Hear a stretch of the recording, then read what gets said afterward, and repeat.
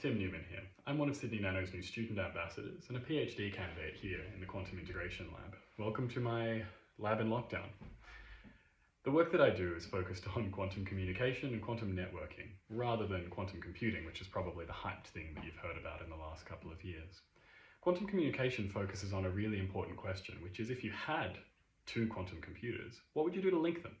Would they speak to each other in a quantum way, or would they speak to each other in a classical way? We're building in our lab the poles and wires of a future quantum internet, and I'm really excited about it.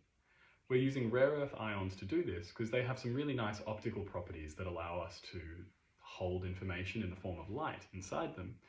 In fact, erbium is one of the rare earths that we play with, is already used very widely in the classical internet as the basis of amplifiers and other parts of the signal chain, because light emitted by erbium travels so well and so far through glass without being stopped. That said, what we're doing is very, very, very different to the classical internet, where you've got gajillions of photons moving in and out of fibers all the time. We're hoping to have one photon interact with one atom in a controllable way and none of its other neighboring atoms. This is a big challenge and means that we need to engineer the environment around the atom super, super carefully. We cool it down to temperatures hundreds of times colder than space, we leave it in a light, tight box, and we build little nanoscale structures close to that atom which can steer, focus, or even stop light really, really close by.